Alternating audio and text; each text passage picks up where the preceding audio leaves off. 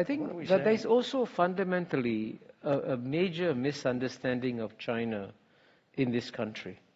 And let me tell you what the major misunderstanding is. You've seen that China was ruled by Communist Party in 1949, ruled by Communist Party in 1979, will be ruled by Communist Party 2019, and you assume that China hasn't changed. It's still being run by the same Communist Party. But the Chinese Communist Party has obviously changed fundamentally. I mean, I went to China for the first time in 1980.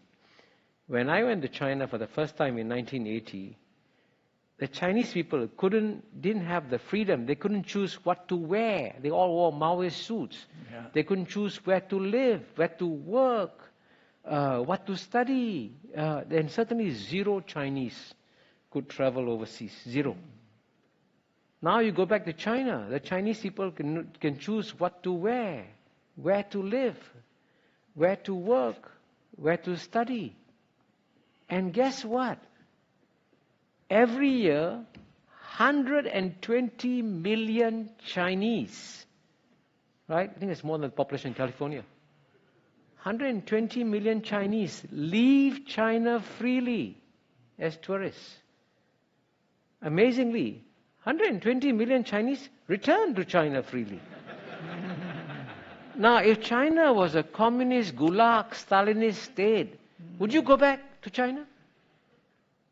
And so there's a complete misunderstanding of China.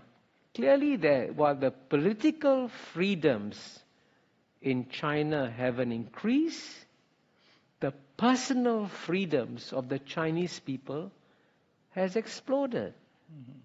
And I can tell you, one of the questions that future historians will be very puzzled by is the judgments made by America on China. And I'll tell you why they'll be puzzled. The United States of America is about 240 years old. Chinese history maybe 2,400 years old.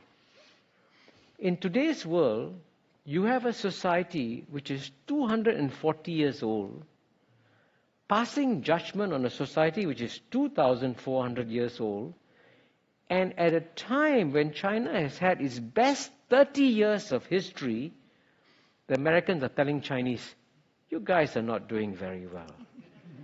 Really, you should change your political system. Listen to us, become a democracy, all will be well with you.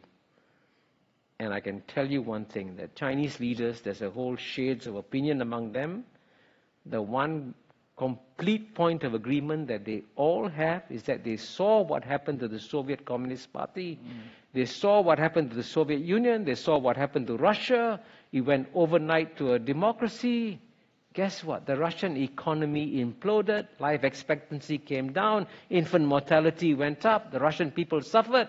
And the Chinese said, this is what happens when you have an instant democracy. So when the Chinese said, give us time, let us transform our political system in our own way, I said, let them do it. Why do you think that you would know better what's good for them?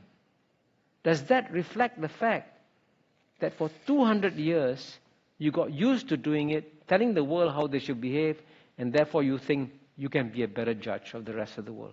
So that judgmental character in the West has got to adapt to the rest of the world, because the rest of the world today is less willing to be judged by you.